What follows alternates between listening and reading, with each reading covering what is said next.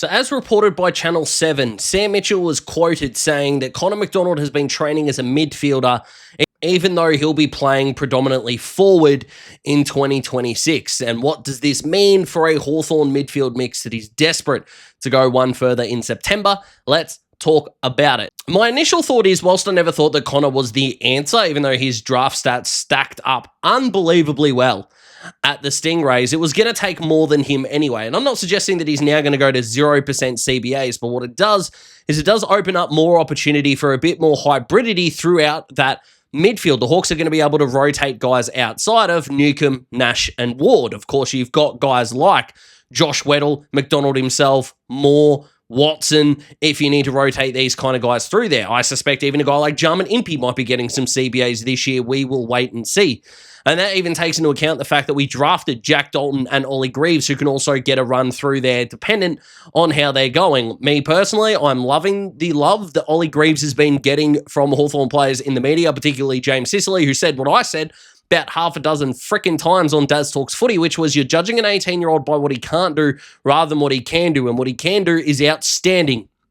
I agree. It's not like he has to come in and be a superstar straight away. Now, my massive concern with this, and this is the same concern that I had before this particular quote came out, is that how the Hawks are going to be able to use this midfield. Because nearly every other contending midfield has the same names there, and all of them bat ridiculously deep, whether they have been using draft picks, shrewd trades, or diamonds in the rough. As much as we would like to complain about Brisbane being handed effectively a starting midfield in 5 years' time in the two Ashcroft brothers, Dan Annable and even Sam Marshall, who can rotate through there, Hugh McCluggage was still a top 3 pick, and they paid a lot for Josh Dunkley. Freo, Sarong, Brayshaw, and Young were all ridiculously high draft picks, and they paid a premium for Luke Jackson, who can play a unicorn style of role, and even Murphy Reid himself was a top 20 selection only a couple of drafts ago. Sydney have Heaney and Goulden, both academy players. I know Goulden was a pick in the 30s,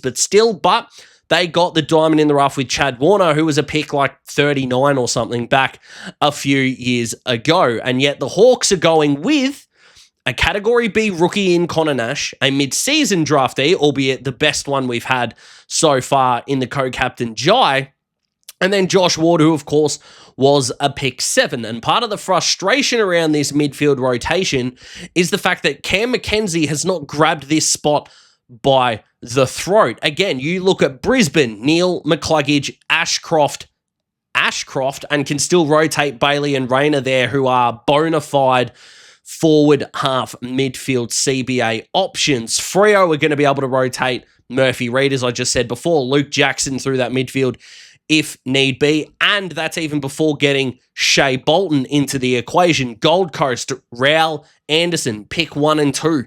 You're then able to rotate through Touk Miller, who was a pretty decently high draft pick as well. Bailey Humphrey, who was a really good draft pick numbers-wise as well. I think he was a pick 6 off the top of my head, and they paid a premium, although it wasn't really a premium because of the academies, for Christian Petrarca. The point still stands is the Hawks personnel is a little bit of a concern, and it would ease the mind a little bit if 2 top 10 draft picks were a part of the rotation.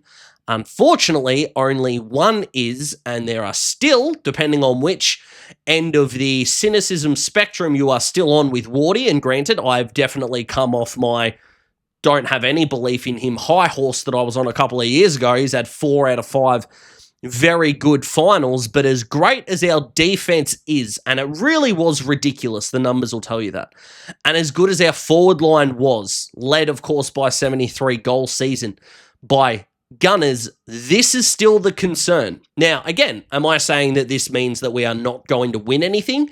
No, that would be ridiculous. Does that mean, though, that the level of optimism heading into the season is a little bit lower than it would be around other contenders because we have probably the biggest unknown out of all of the contending teams this year? Yes. And if you're thinking to yourself, well, we're better than Collingwood, I would still agree with you on that. I would have agreed with you the day the prelims happened. I thought we were better than Collingwood all year last year. But when you look at the teams that are expected to rise up, Freo, Gold Coast, Sydney being the big ones there, even though we have had decently good results against this team in the past, we play Sydney really early on. We've got Freo over there, I think on a Friday night, off the top of my head. And fortunately, we played Gold Coast in Tassie, even though they beat us in Darwin last year.